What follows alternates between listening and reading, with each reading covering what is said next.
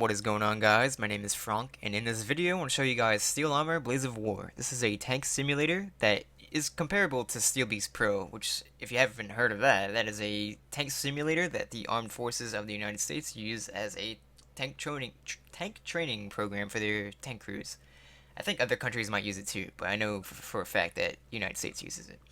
Anyway, this game is very well simulated, and like I said, it's comparable to that crazy ass sim. And in fact, the company that made this game also made their own little sim that I think the Finnish armed forces use for their tank crews anyway, as a training resource also. So this game has a team behind it that knows what the fuck they're doing, and I'll show you in another video of what the interiors look like and how the tanks work and all that. It's very cool shit.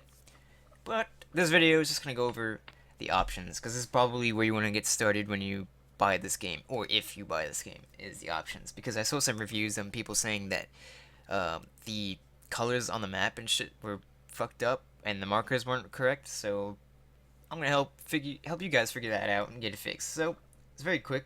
Click on options, and I'm not gonna show you all the options. If you want me to do a video on each individual setting for the options to get the best graphics out of this and the best simulation mode out of it, let me know and I'll do the video on that, but I don't think it's necessary. So realism level by default is set to optimal. I'm going to set that to simulator.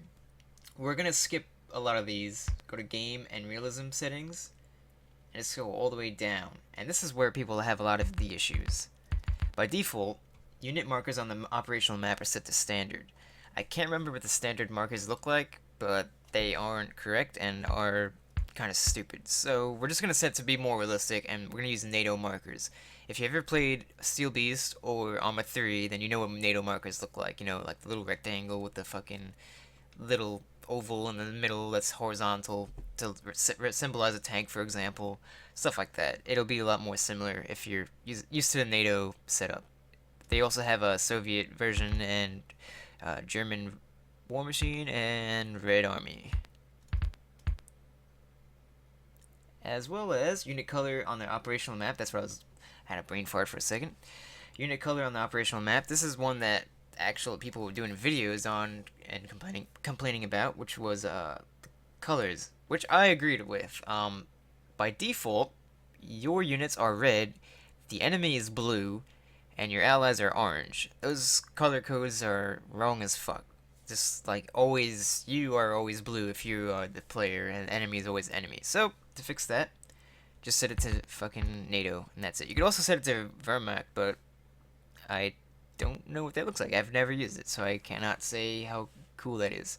You could also change the platoon code naming. So standard, I think that's like Bravo 1-1, Bravo 1-2, shit like that. And I don't know how code and how these two work. I haven't tried them out yet, so maybe I'll do a video on that in the future. Probably not though. Anyway, special settings. Is there anything else? Let's see.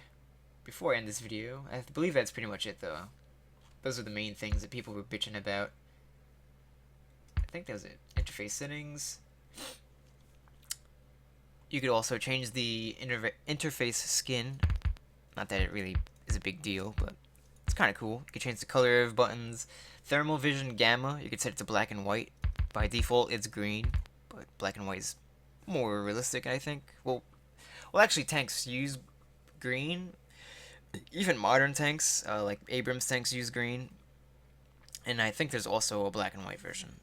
But I'm pretty sure the green is used because green is supposedly easier on the eyes or something like that. The science behind it, I don't remember. But yeah, there's a reason why the military uses green for night vision and stuff like that. Simulator settings. There's some stuff in here. Show cross you want to have disabled. That way when you're moving your mouse around, you don't have this fucking annoying gigantic red cross moving around the screen. Well, we know what.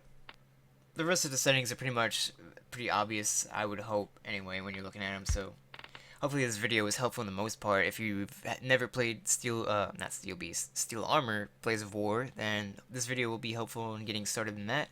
I could do another video on every single setting and all that shit for this game if you want me to, but for now I'm not going to do that. this is all you guys really need to know for the most part. I'll do another video on controls in the future. I don't know if I'll do it right away because that's still something I'm learning. And also, I will do another video soon on setting up the battle editor. In fact, I'll probably do that right now. So, see you then.